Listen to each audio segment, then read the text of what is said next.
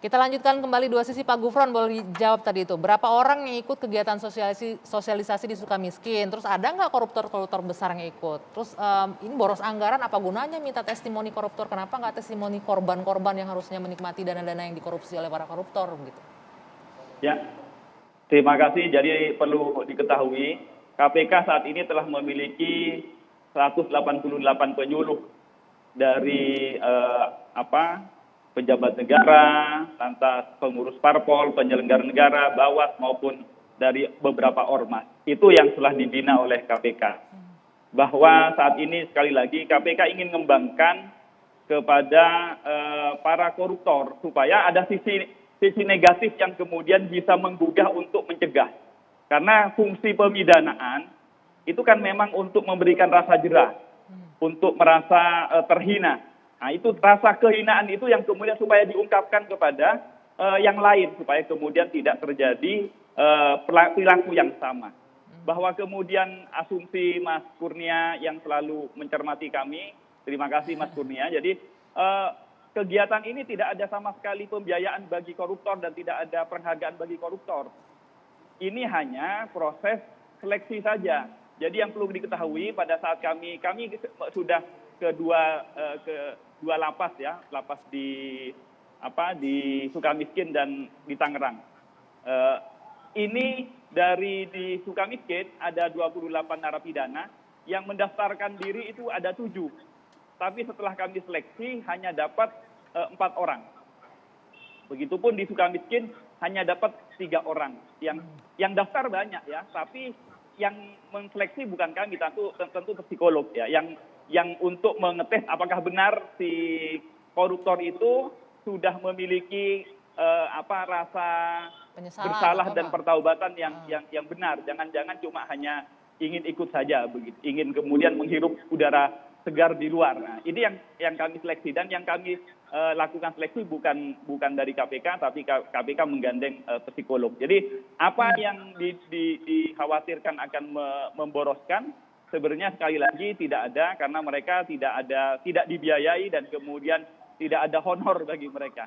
Ini hanya bagian dari kerja asimilasi yang merupakan program pembinaan di lapas begitu. Pak Gufron, satu yang belum terjawab, kenapa nggak para korban yang harusnya menikmati dana-dana yang dikorupsi, misalnya para penerima bansos yang diminta testimoninya, bagaimana kesulitan mereka hidup nggak dapat terima bansos yang dikorupsi oleh para koruptor yang seperti itu tadi disampaikan Kurnia.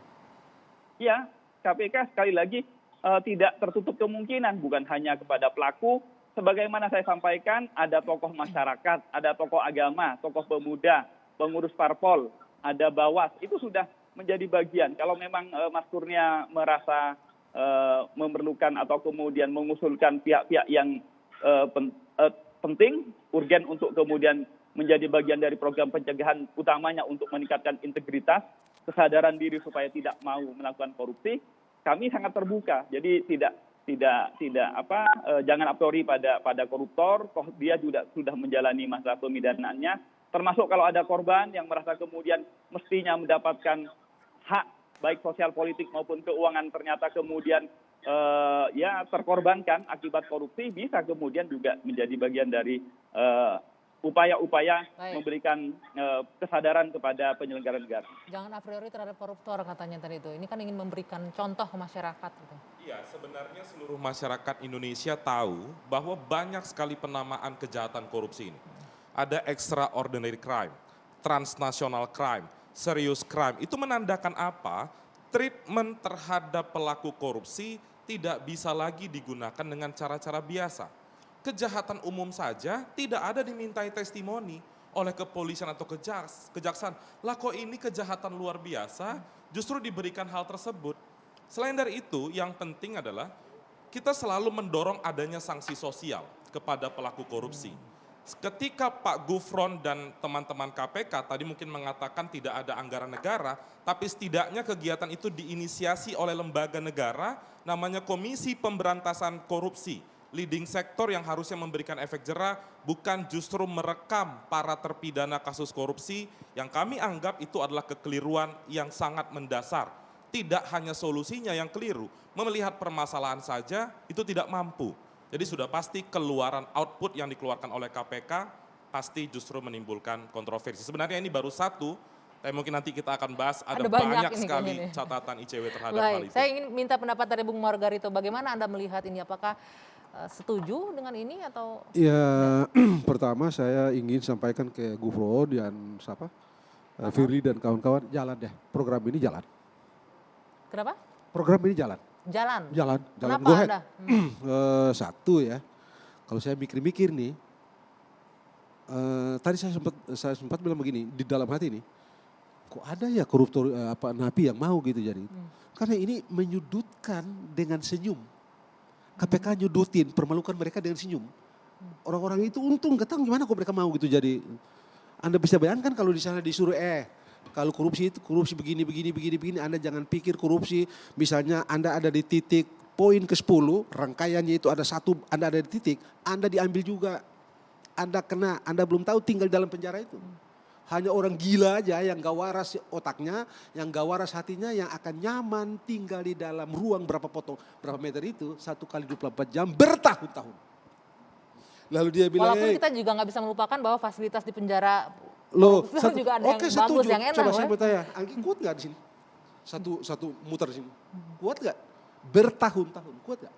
Tahu kuat nggak? Nggak kuat. Kalau waras gitu, otak waras, jiwa waras, nggak bakalan mau isolasi bertahun-tahun di ruang kali berapa tuh. Taruhlah ada TV di situ, ada segala macam di situ, mampus kau di situ. Jadi menurut Anda ini bakalan efektif untuk membuat yang lain takut jangan ikutan saya. Lalu gitu. satu itu ya. Yang kedua, dia nanti pada orang-orang yang nggak korup-korup dia bilang, kalian korupsi begini nih, kalian jangan pikir bahwa kalian sembunyi-sembunyi itu nyuri-nyuri sembunyi-sembunyi itu nggak diketahui oleh aparatur hukum. Kalian ketahuan juga, kalian masuk penjara, mampus kalian di dalam. Dimaki-maki orang.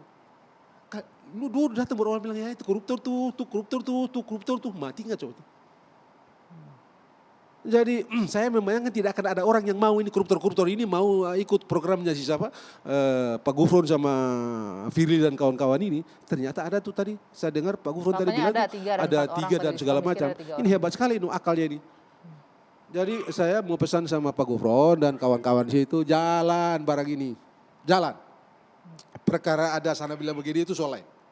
Pesannya saya mau ke Pak Saud. Pak Saud, kalau Anda melihat pesannya sampai nggak seperti itu Pak Saud? Bahwa menunjukkan bagaimana tidak enaknya tinggal di tahanan akan membuat orang tidak akan mengikuti jejak para koruptor begitu. Menunjukkan bahwa keluarganya merasa terbuli akan membuat orang berhenti melakukan tindakan korupsi begitu. Iya, makanya kalau kita bicara penegakan hukum ya yang paling basic itu kita belajar filsafat hukum. Kalau bicara filsafat hukum semua rumus di bawah itu semua ada baiknya ada jeleknya. Saiton aja bisa jadi bagus kalau kita bicara filsafat hukum. Ya kan itu dibilang itu jadi bisa check and balance gitu.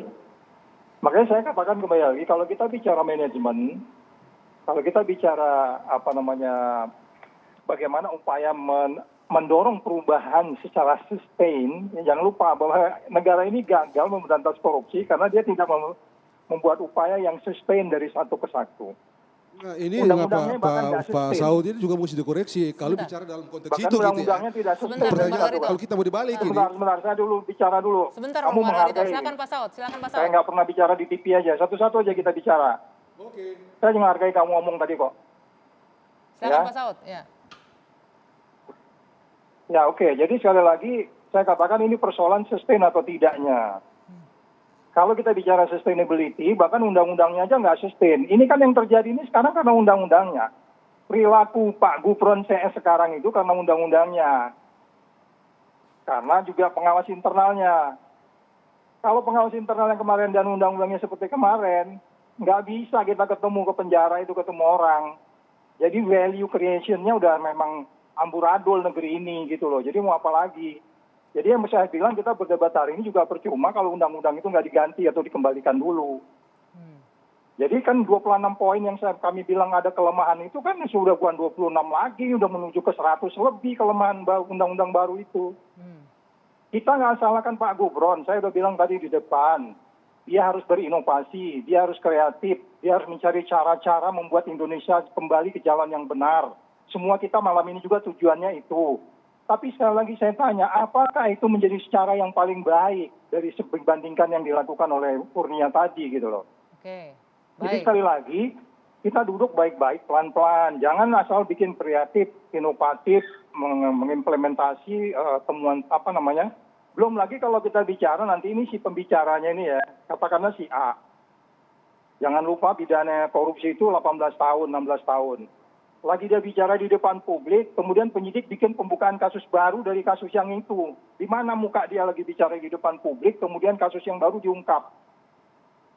Nah itu banyak hal yang harus diperhitungkan gitu. Jadi jangan hanya pendekatan pencegahannya, pakai juga pendekatan penindakannya.